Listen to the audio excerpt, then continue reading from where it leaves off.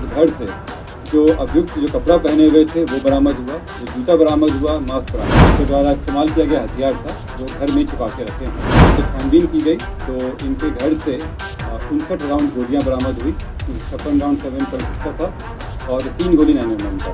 और जब ये पैसे दिए गए तो मोबाइल उन्होंने वापस कर दिया, लेकिन सिम वापस नहीं।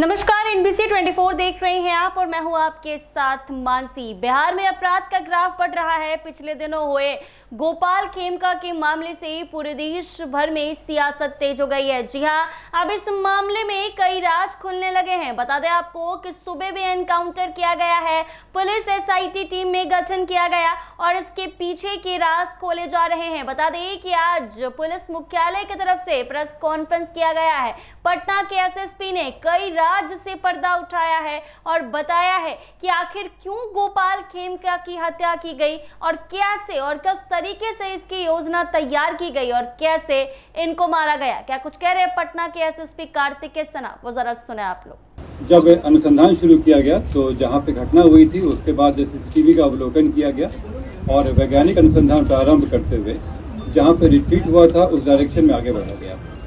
इसी क्रम में बढ़ते बढ़ते हम लोग जहाँ पे जो अभियुक्त था वो जो भागा था उस घर तक पहुंचे।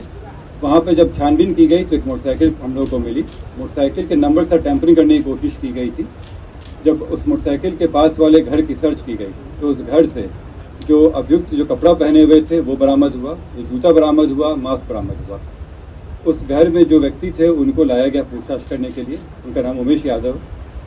जब उनसे गहन पूछताछ की गई, इसके बारे में गहराई से पूछताछ की गई तो उनके द्वारा इस घटना की संलिप्तता स्वीकार की गई। साथ ही में उनके द्वारा बताया गया कि इस घटना में जो उनके द्वारा इस्तेमाल किया गया हथियार था वो घर में छिपा के रखे हैं। ये जब उनको बताया गया उसमें उनके घर के ऊपर वाले फ्लोर पे जो उनके भाई का फ्लोर है, घर है, उसमें ये बंद कमरे में रखे हुए थे। उस जगह की जब छानबीन की गई तो इनके घर से 59 राउंड गोलियां बरामद हुई, 56 राउंड 7.60 था और 3 गोली 9mm का था। उसके अलावा जब घटना में जो इस्तेमाल हथियार था उसके साथ 2 मैगजीन मिला जिसमें 14 राउंड गोलियां थी। इसके बाद जब इनसे और पूछताछ की गई तो बताया ये कि अशोक साव का नाम लिए, ये इनको करीब 1.5 साल से जानते थे। दोनों ही बिहार शरीफ के थे और एक शादी के फंक्शन में मिले थे। तब से ये उनके लिए छोटा मोटा काम करते थे। करीब 1.5 महीना पहले इस षड्यंत्र को रचा गया था और इसमें इनको पहले लाया गया था कि ये शूटर और हथियार को इंतजाम करे। इस क्रम में पैसे भी दिए गए थे और इसमें बताया गया था अग्रिम में 50,000 रुपये दिए गए थे और बाकी काम होने के बाद 4 लाख की बात हुई थी इसमें।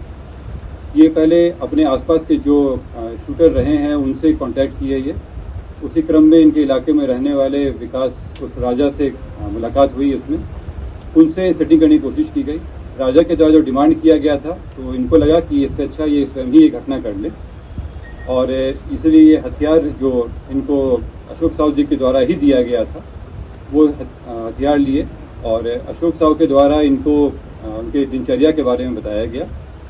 ये एक रेगुलर था कि वो 8 बजे के आसपास बांकीपुर क्लब जाते थे और वहाँ से करीब 11:30 बजे के आसपास वो स्वयं अपनी गाड़ी को ड्राइव करते हुए आते थे। क्लब से नॉर्मली उनके एक दोस्त भी आते थे जिनको एक बाकरगंज मोड़ पे ये उतार देते थे। इसी की रेकी करते हुए वो उस दिन घटना के दिन भी वो बाकरगंज मोड़ पे पहुंचा। वहाँ जब इनकी गाड़ी आई तो ये वहाँ से चल के ये अपार्टमेंट के पास आ गया और इनका इंतजार करने लगा। उसके 10 मिनट के बाद इनकी गाड़ी आई। गाड़ी पहले से ही देखा हुआ था, नंबर भी से पता था। जैसी गाड़ी आई ये उसमें फायर किया और चला गया। अगले दिन जैसे पहले से तय था इन लोगों के द्वारा, ये लोग JP गंगा पथ पर मिले, ये और अशोक साहब, मालसामी थाना क्षेत्र में। वहाँ पे बची हुई 3.5 लाख रुपए इनके द्वारा दी गई। इसमें खास बात यह है कि इसमें आपस में बातचीत करने के लिए मोबाइल खरीदा गया था और सिम भी उमेश यादव के नाम से ही खरीदी गई थी ताकि अशोक साव का नाम नहीं आ सके। और जब ये पैसे दिए गए तो मोबाइल उन्होंने वापस कर दिया, लेकिन सिम वापस नहीं किया था। जब इसमें अशोक साव के घर पे छापेमारी की गई तो उनके यहाँ भारी मात्रा में जमीन के कागजात मिले। साथ में एक 9mm का बरेटा उनके यहाँ पिस्टल मिला, उसमें 17 राउंड गोलियां मिली उसमें। और इसमें कई जो कागजात मिले हैं उनका अनुशीलन किया जा रहा है। जो अभी शुरुआती पूछताछ में जो बताया गया है कि इन लोगों के बीच में व्यापारिक संबंधों में खटास आ गई थी। जमीन के कारोबार में भी बताया जा रहा है, लेकिन अभी अंडर इन्वेस्टिगेशन।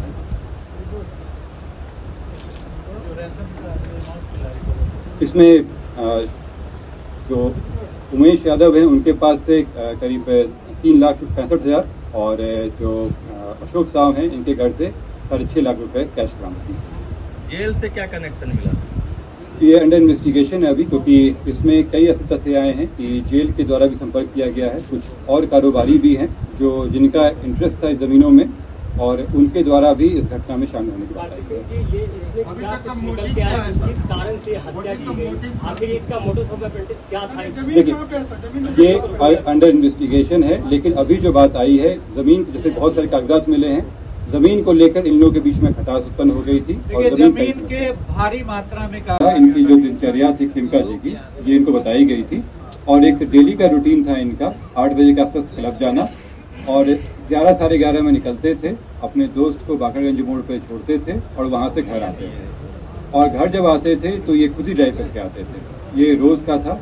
ये जो व्यक्ति है उमेश के द्वारा रेकी की गई थी, इनकी दिनचर्या देखी गई थी और घटना के दिन भी ये पहले फॉलो किए हैं उनको कि कहाँ पे गए हैं, बाकरगंज मोड़ पे आए हैं, तब ये बढ़ के अपने अपार्टमेंट के पास जाके वेट किए।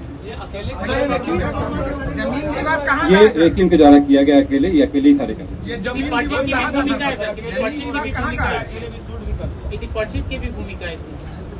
अभी जो दोनों अभियुक्त हैं उनको जेल में भेजा जा रहा है। न्यायालय रिमांड पे लेके उनसे गहन पूछताछ होगी, जिसमें बाकी सारे अगर किसी और की संलिप्तता है या बाकी और भी बिंदु हैं तब तो उनसे पूछताछ की। गिरफ्तारी हुई थी, जैसा बताया गया, इसमें अनुसंधान में और भी चीजें आ रही हैं, जिससे आएगा एविडेंस उससे आगे कार्रवाई। सर, अजय वर्मा की गिरफ्तारी हुई थी तो पुलिस ने कहा था